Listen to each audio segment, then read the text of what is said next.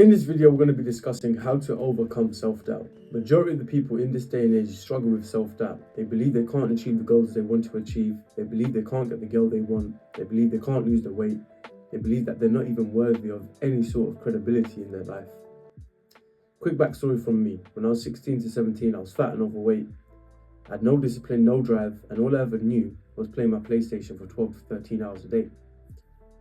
And when I was 21 years old, I got into a relationship, and with this girl, I discovered the ability to self-doubt because of the environment I was in, because of the relationship I was dealing with. And it didn't come from her specifically, but in a sense, she had some self-doubts in herself that would rub off on me. So in this video, we're going to be brainwashing you into believing that self-doubt does not exist. Self-doubt is an evil thing. We're going to make sure today when you leave this video, you believe that self-doubt doesn't even exist at all. So let's go through it with 3 steps. The first one I want you guys to understand is the environment that you're in. The only reason you're in self-doubt mode is because of the environment you're in. You're around other people who doubt themselves. You're around people who can't understand the concept of trying. You're around other people who don't know what to do and how to do it. So in a sense, they are self-doubting. Every single minute they go through their day, they doubt every single option. They doubt every single viable option in the world. As soon as you ask them what their goals and aspirations are, they tell you that their goals are to finance a car, to get married, to get a job. All the things that every single other person is doing. And the only reason they're doing that is because they doubt their actual dreams. So understand that when you are trying to get out of this mind frame of self-doubting, you need to be able to change your environment. Moving on to number 2. If you aren't physically active or physically getting after something, then you do have the ability to self-doubt, because clearly you ain't a person that prioritizes anything.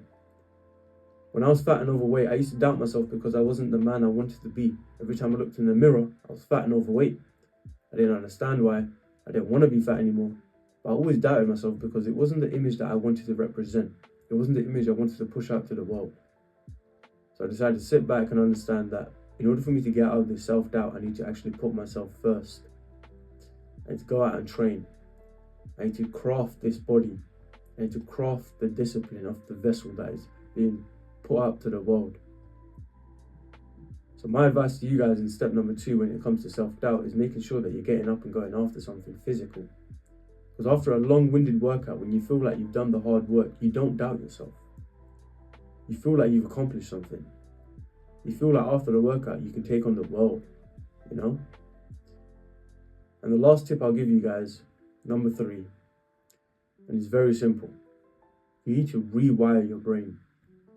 Rewire the internal voice. A lot of us self-doubt because we don't have a voice telling us that what we're doing is right. We have a voice telling us what we're doing is wrong. We have a voice that's telling us, if you try and read so many books in 15 minutes, you're not going to be able to take in as much knowledge. But if we now mental frame and change our perspective, and the good voice tells us, if you read a book, you will gain knowledge. Let's use another example. When you're talking to a female and you're scared to approach that female, and that voice in your head saying, no, don't do it, because you ain't going to be able to get to her. She's going to think that you're weirdo. But you haven't even tried. You haven't even tried.